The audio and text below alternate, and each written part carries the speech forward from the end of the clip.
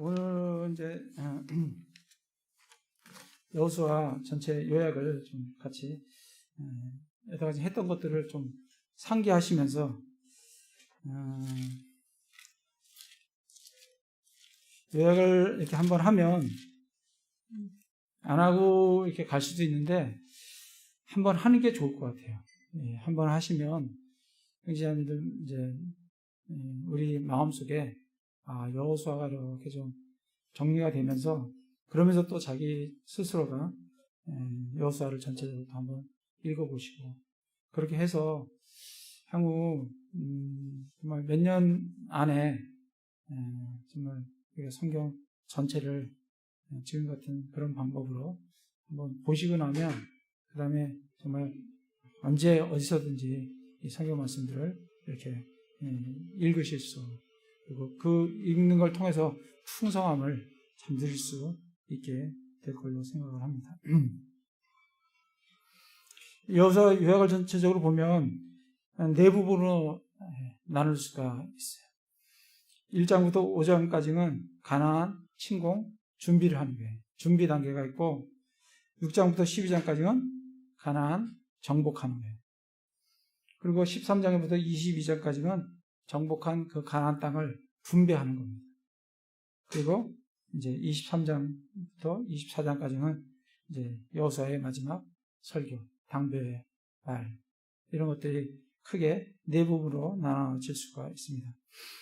여호수아 1장을 보겠습니다. 1장에 보시면 이제 준비를 하는데 1장 1절부터 18절까지는 준비예요. 1장이 준비인데 정말 하나님께서 이 여호수아에게 1장 1절을 보시면 이제 주의 종 모세가 죽은 뒤에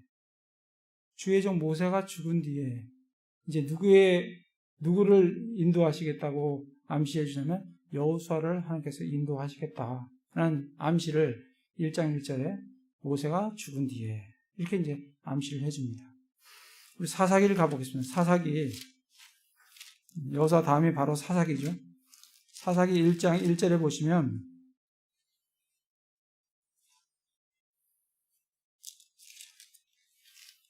사사기 1장 1절에 어떻게 시작해요? 이제 여호수아가 죽은 뒤에 이렇게 시작합니다.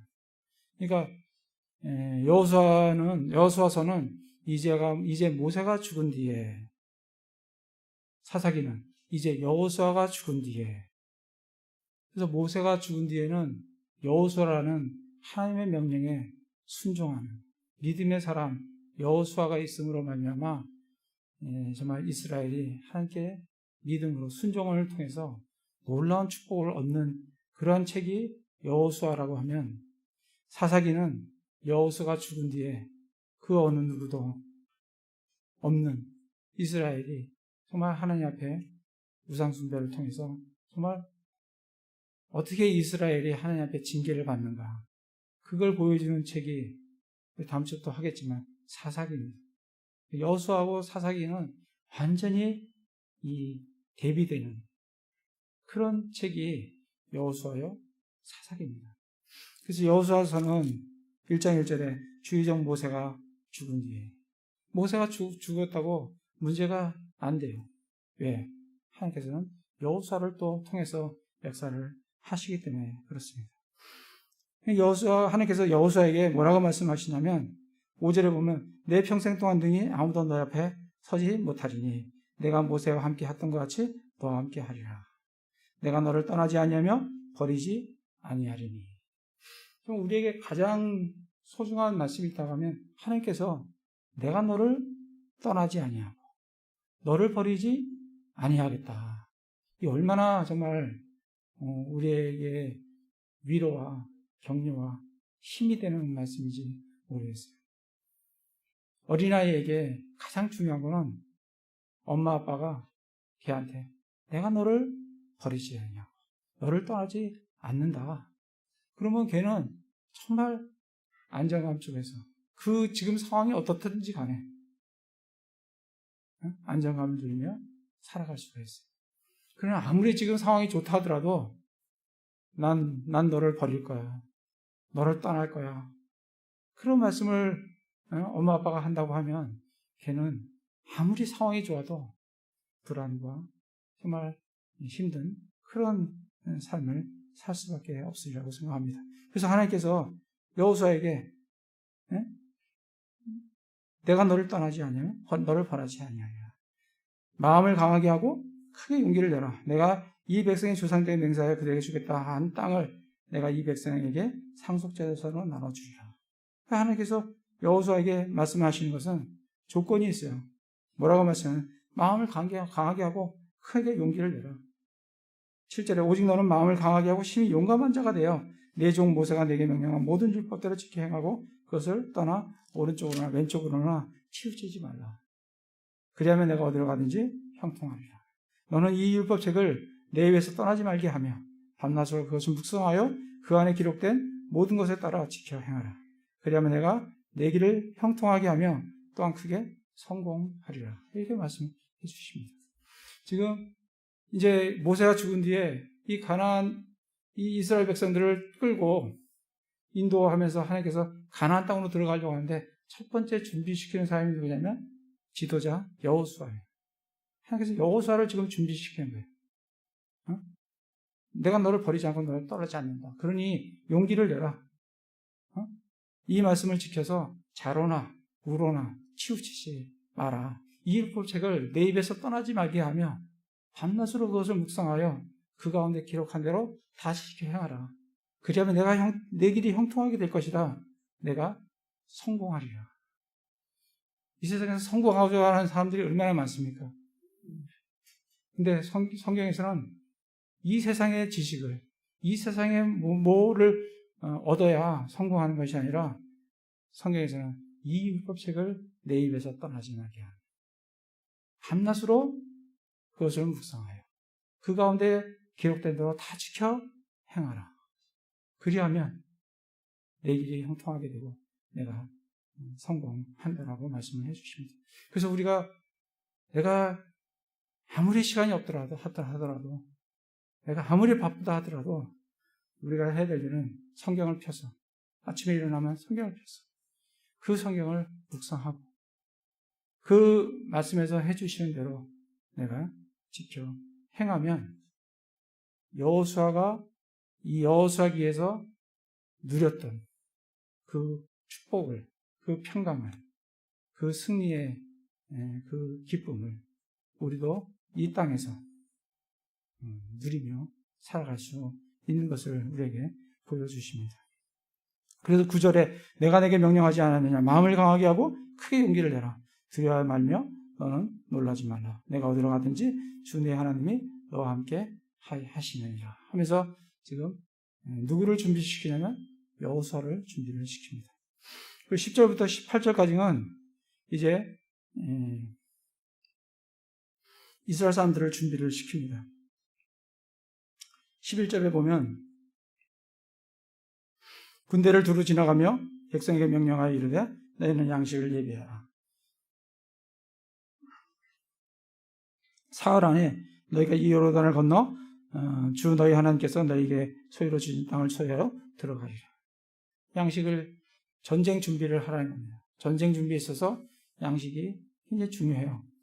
양식을 준비하라. 그렇게 이제 하면서 13절에 보면 주의종 모세가 너에게 명령하여 이르기를 쭉 얘기를 12절에 보면 여호수아가 르우벤 족속과 갓 족속과 므낫세 반 지파에게 이 지파는 사실은 이 가나안 땅을 건너갈 필요가 없는 지파들이에요. 왜냐하면 동쪽에 이미 자기들의 상속재산을 이미 받았어요.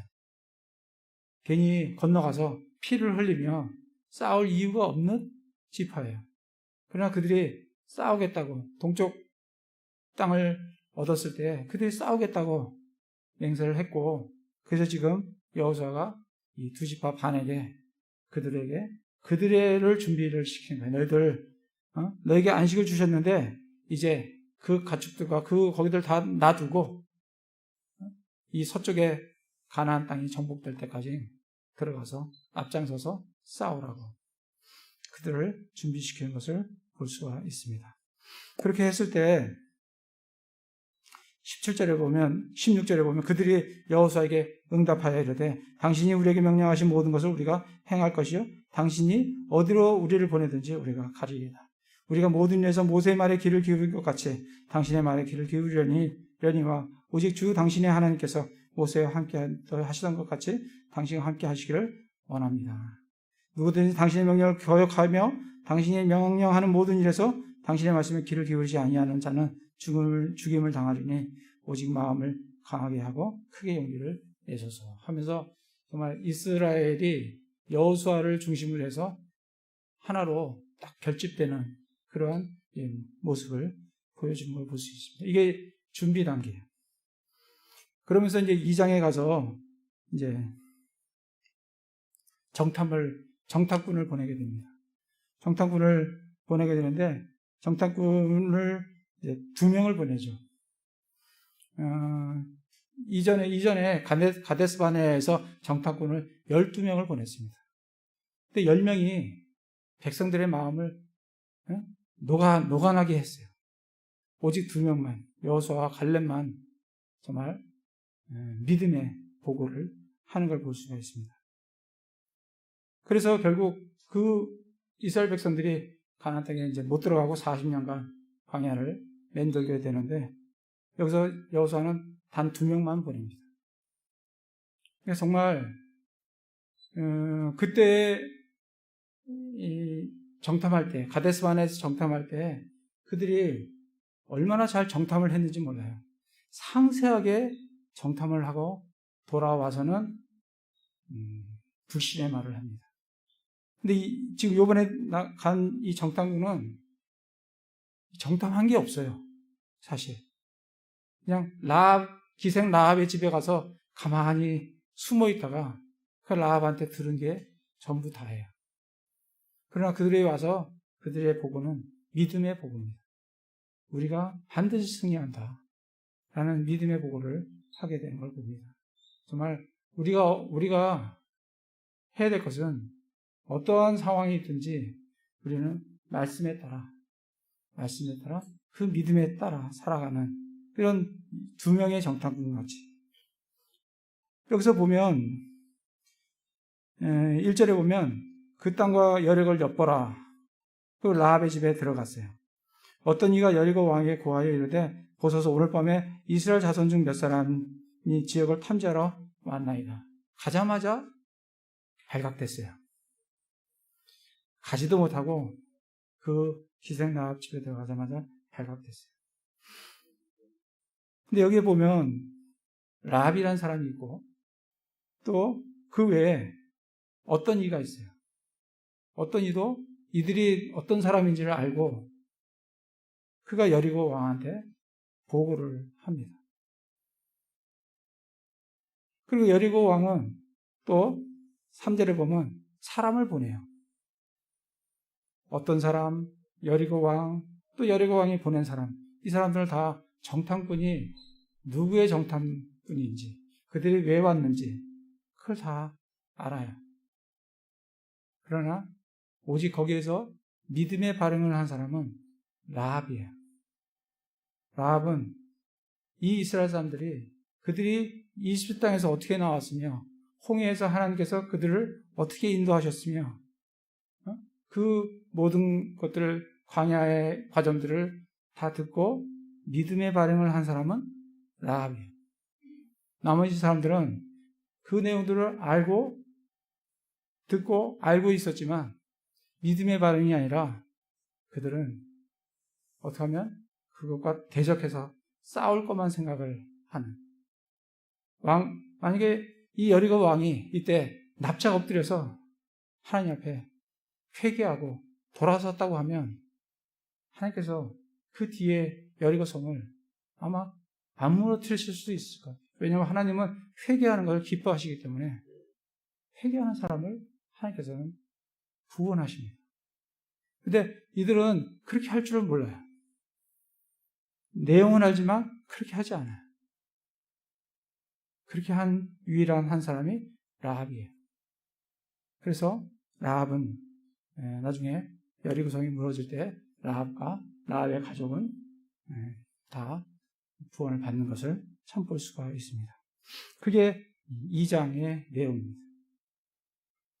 그래서 아시다시피 정탐을 하고 돌아와서 23절에 보면 이에 두 사람이 돌아와서 산에서 내려와 건너가서 눈의 아들 여호수아에게 이르되 자기들이 일어날 모든 일들을 그에게 고하고 또 여호수아에게 이르되 진실로 주께서 그 온 땅을 우리 손에 넘겨주셨으므로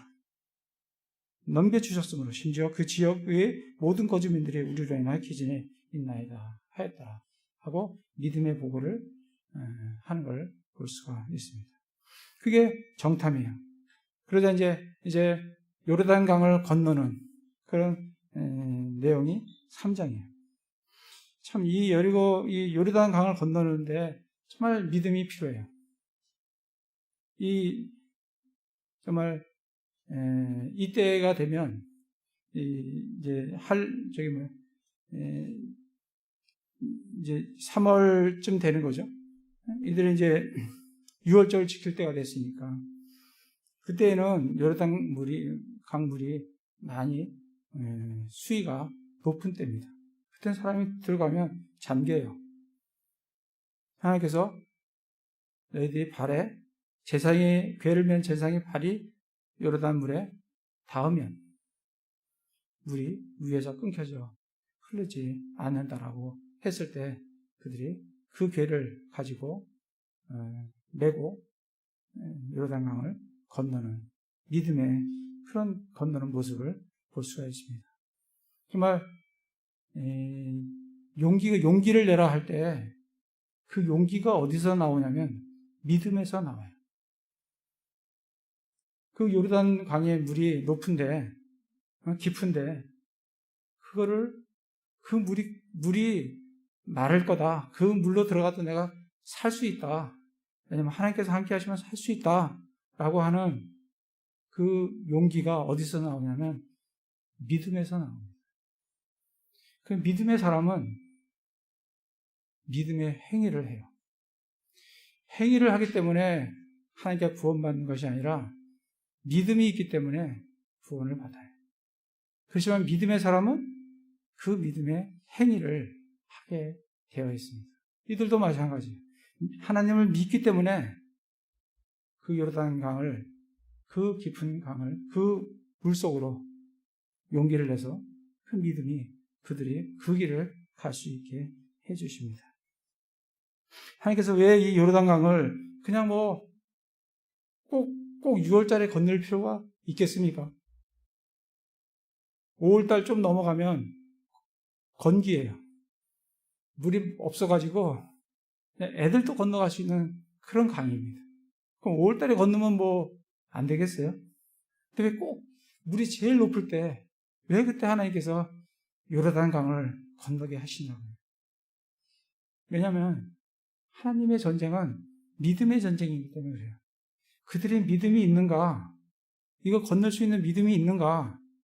하나님은 그걸 보시기를 원하세요. 그러니까 하나님께서는 이 6월절을 행하는 물이 가장 많은 그때 그 강을 건너게 하시는 걸 볼 수가 있습니다. 하나님께서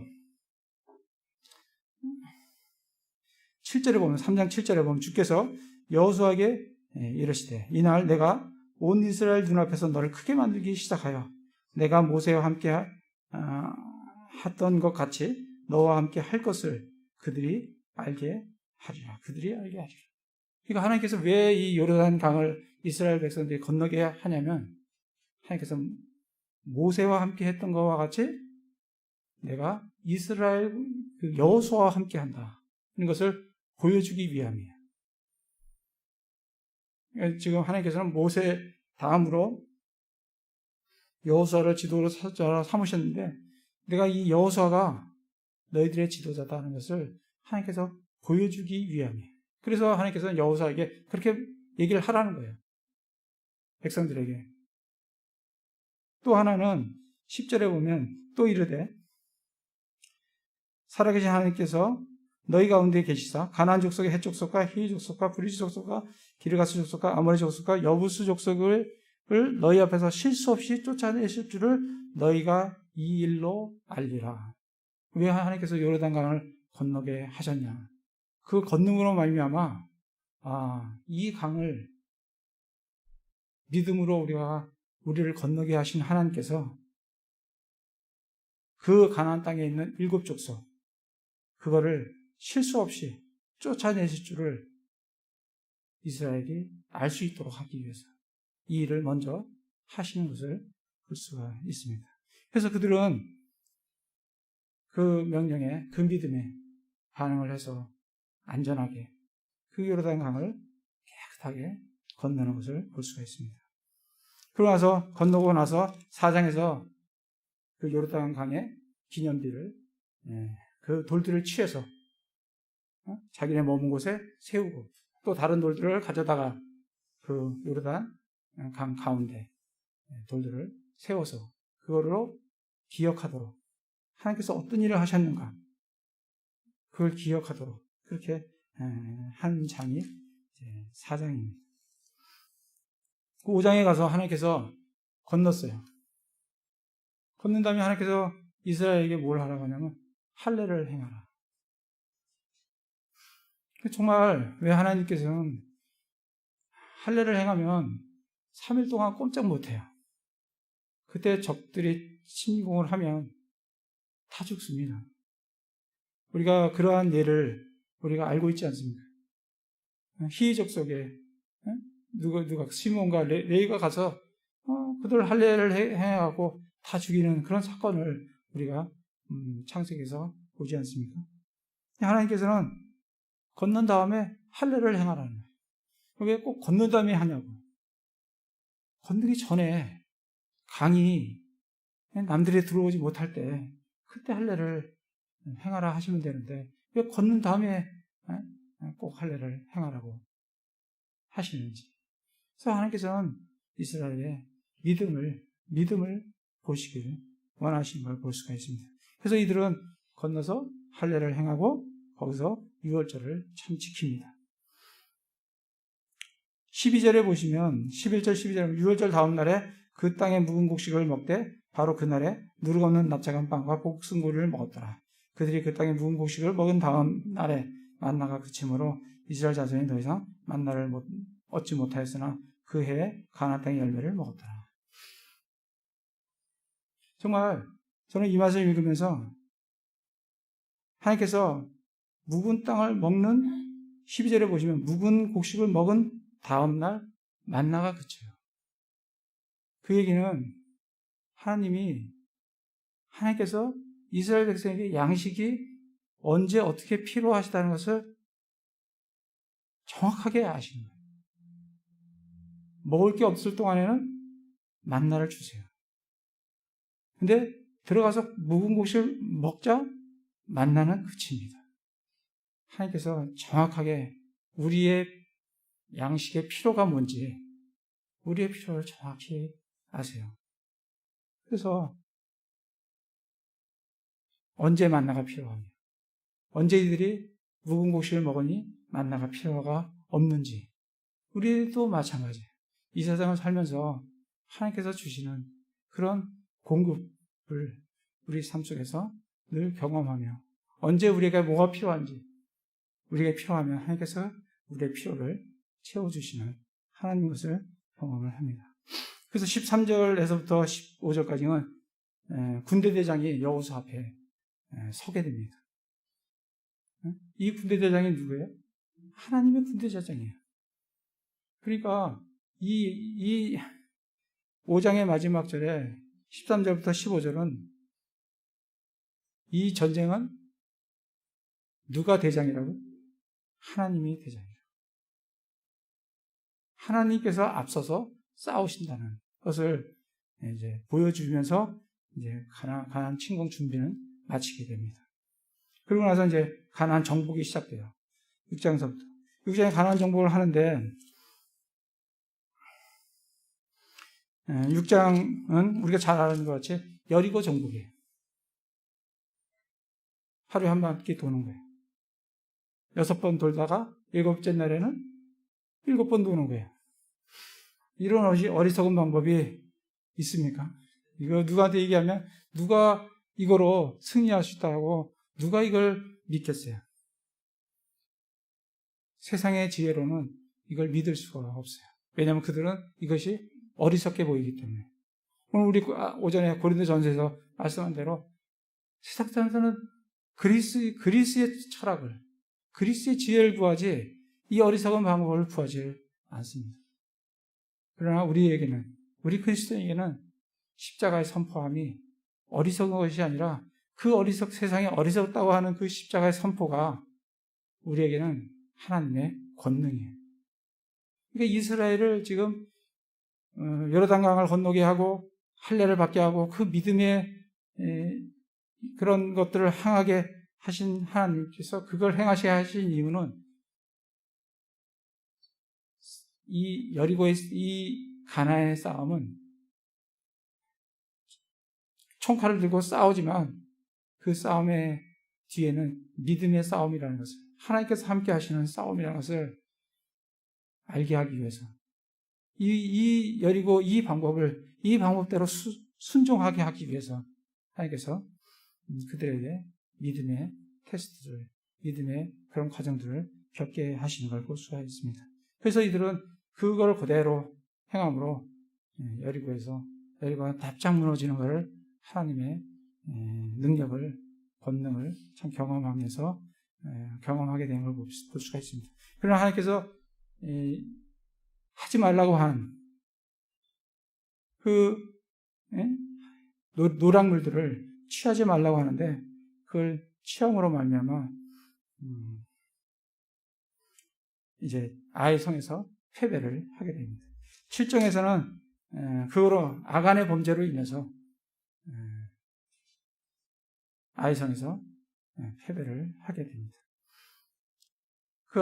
우리가 이 아간의 죄를 통해서 이 아간의 한 사람의 죄를 범하지만 그러나 그 죄는 그 한 사람에게 해당되는 게 아니라 그 공동체 전체에 해당을 하나님께서 죄를 물으신다는 것을 참 볼 수가 있습니다. 그래서 그 아간의 죄를 징계를 했을 때 하나님께서 다시 8장에서 아이성을 함락할 수 있게 해주신 걸 볼 수가 있습니다. 근데 아이성을 함락할 때 정말 이 작전은 뭐냐면 매복 작전이에요. 누가 봐도 정말 그럴싸한 작전입니다. 이런 작전을 세상한테 주면 세상 사람들 혹해요. 그래. 맞아. 좋은 작전. 굿 아이디어예요. 여리고성을 하면 뭐 그런 게 있어. 근데 하나님께서는 여리고와 같은 그런 방법도 있으시고 아이성과 같은 그런 전략도 있으신 것을 우리가 볼 수가 있습니다. 그래서 아이성을 치고 그리고 30절부터 35절, 8장 35절에서 30절, 35절까지 이스라엘은 전쟁 중에 에발산에 또 그리심산에 거기서 율법을 낭독하는, 다시 한번 마음을 새롭게 하는, 우리의 이 전쟁은 우리의 칼과 창으로 싸우는 것이 아니라 하나님의 능력으로 싸운다는, 율법을 다시 한번 마음에 새기는, 하나님을 기억하는 그런 시간을 갖는 걸 볼 수가 있습니다. 거기까지 중앙 전투예요. 그리고 9장 석도는 남방 전투로 들어갑니다. 남방 전투로 들어가는데 9장에 기브온 사람들이 동맹을 맺는데 정말 이스라엘이 참 실수를 해요. 동맹을 맺지 말아야 되는데 하나님께 묻지를 않았어요.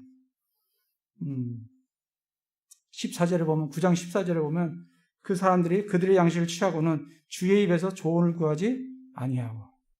그러니까 우리가 어떤 일을 할 때 그게 아무리 좋아 보여도 하나님께 그걸 물어야 돼. 이게 정말 하나님께서 하나님 뜻인지, 하나님께서 원하시는 건지. 그럴 때 정말 하나님께서 우리가 하나님의 인도함을 받을 수 있다. 이들이 그렇지 않음으로 말미암아 맺지 말아야 될 동맹을 맺고 결국은 정말 그들을 쳐내야 되는데 쳐내지 못하게 되는 그런 결과를 낳고, 그걸 통해서 10장에 주변국들이 그 기브온을 치려고 할 때 어쩔 수 없이 그들을 도울 수밖에 없는 그런 상황으로 가서 또 거기에서 이제 정말 해가 멈추고 달이 멈추는 우박이 떨어지는 그런 것들을 경험을 하게 됩니다.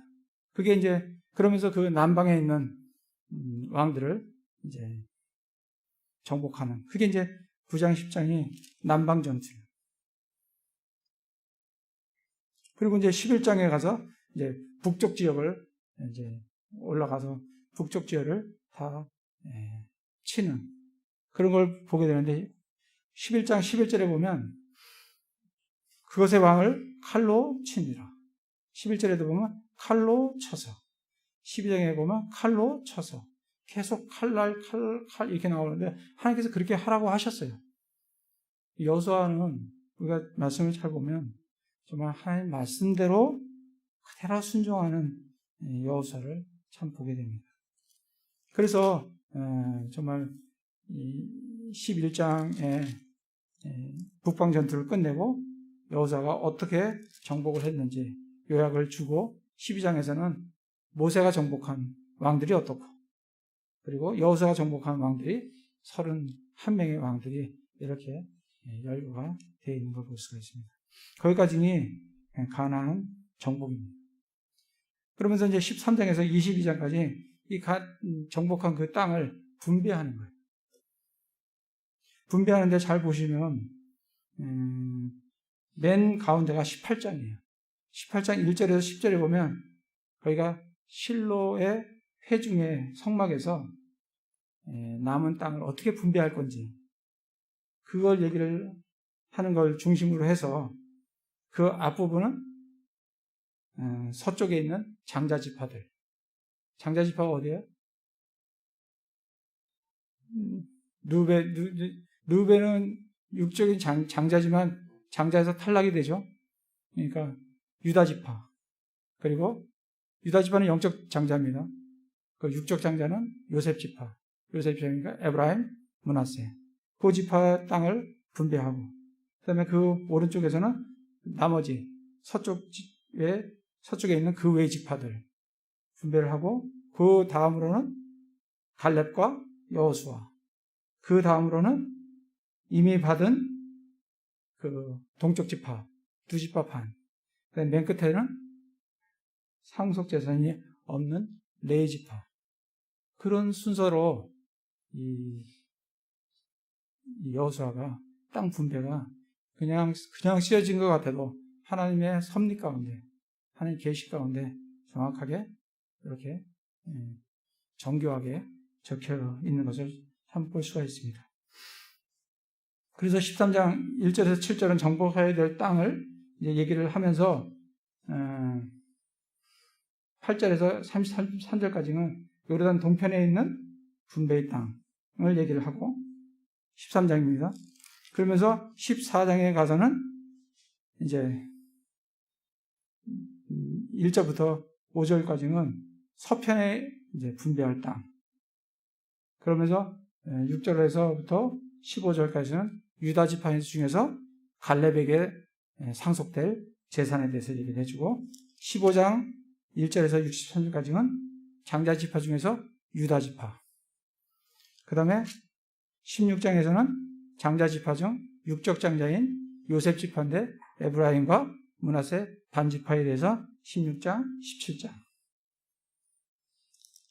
근데 이 16장, 17장을 이제 나누면서 14절부터 18절에 보면 이 요셉 지파가 불평을 합니다. 이 땅이 너무 좁다. 15절에 보면 여호수아가 그들에게 이제 이들이 14절에 보면 요셉 자손이 여호수아에게 말하되 주께서 지금까지 내게 복을 주셨으므로 내가 큰 백성이 되었거늘 어찌하여 당신이 내게 한 제비 한 목만 상속재산을 주셨나이까. 장자니까 두 목씩 달라 이런. 그러니까 지금 사실은 두 목을 얻었는데 한 지파에 두 목씩 줘서 네 몫을 달라 이런 의미로 이제 생각이 되어집니다.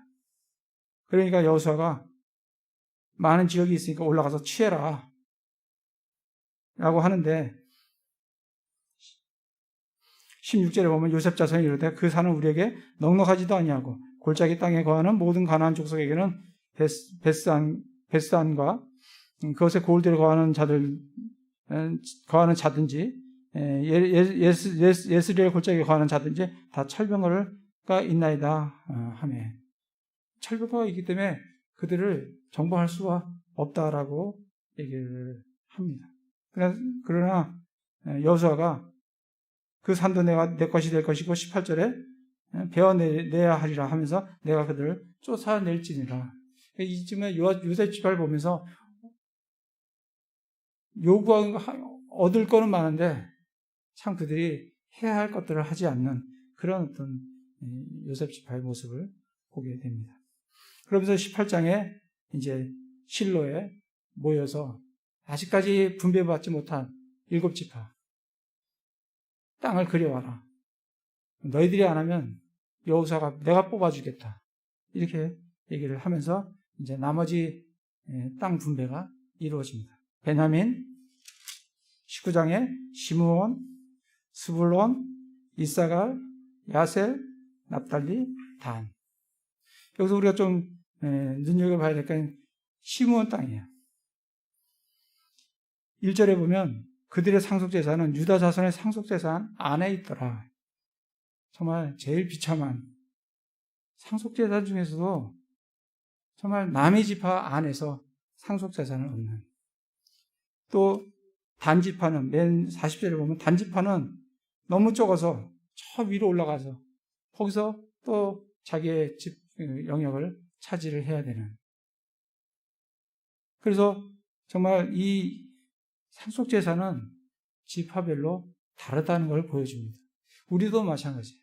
이 땅에서 내가 주님을 위해서 어떠한 삶을 살았느냐에 따라서 저 하늘 왕국에서 우리의 상속재산은 다 틀립니다. 그거는 이 땅에서 내가 주님을 위해서 어떻게 살았느냐에 달려있어요. 구원은 다 예수 그리스도를 믿으면 다 구원을 받습니다.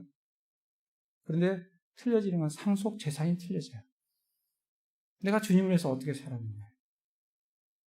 그 믿음을 가지고 내가 이 땅에서 내게 주어진 이 시간에 내가 주님께 어떻게 살아야 될지를, 그래야 그거에 따라서 상속재산이 달라진다는 것을 기억하시기 바랍니다. 유다 지파 같이 엄청난 상속받는 사람도 있는가 하면 시므온 같이 그 안에서 겨우 셋집같이 얻는 그러한 지파도 있다는 것을 기억을 하셔야 될 걸로 생각합니다. 그러면서 19장의 맨 마지막에 49절부터 51절까지 여호수아의 몫이 나오고 20장, 21장에 도피성과 그리고 각 지파에서 레위 지파에게 주는 48개의 도시들에 대해서 나오게 됩니다. 도피성은 정말 예수 그리스도를 예표를 하는 거예요. 정말 범죄자가 있지만 그러나 그가 그 도피성에 들어가면 그 죄를 면할 수 있는, 우리가 죄인이지만 우리가 예수 그리스도 안에 들어가면 거룩한 성도라가 불리는 그런 놀라운 축복을 얻을 수 있는 게 예수 그리스도의 도피성이 있기 때문에 그게 우리에게 가능한 겁니다. 그거를 이미 예표로 그렇게 구약에서 보여주고 계시고, 우리가 요한복음 5장 39절 같이 그것들이 곧 나에 대해 증언하는 것들이다. 구약성경이 예수 그리스도에 대해서 증언하는 것들이다 하는 것을 우리에게 보여주고 있습니다. 그러면서 이제 22장에 가서 그들이 동쪽에 있는 지파들이 돌아갈 때 큰 제단을 쌓고 그것으로 인해서 나중에 자기 후손들과 서쪽에 있는 후손들과 동쪽에 있는 후손들이 서로 다투지 못하도록, 동쪽의 후손들이 너희들은 하나님 목이 없다라고 취급받지 않도록 하기 위해서 큰 단을 쌓는 것을 볼 수가 있습니다. 그래서 그것을 애시라 불렀다고, 애시 증거입니다. 증거물을 쌓는 것을 보게 되고, 23장, 24장에서 여호수아가 고별 설교를 하는데 23장에서는 너희들이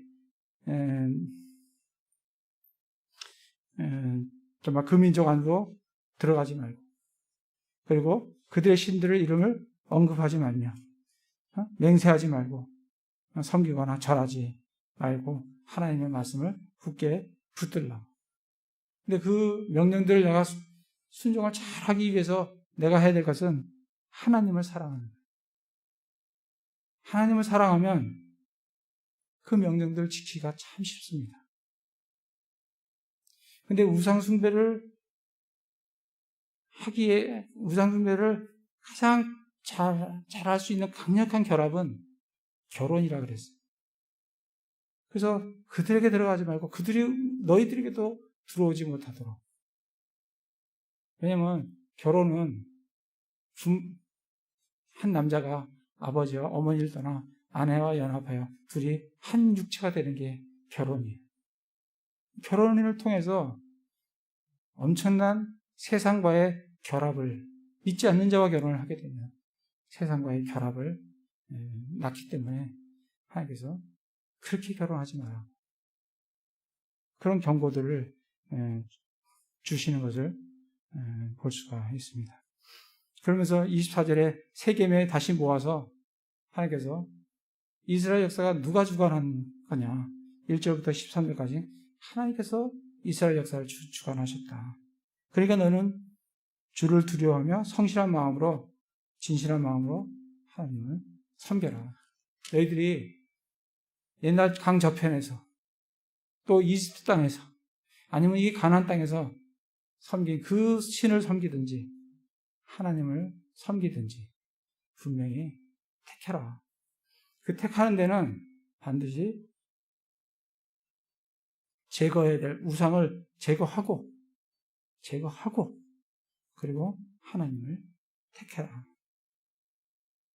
그렇게 얘기하면서 여호수아는 나는 이날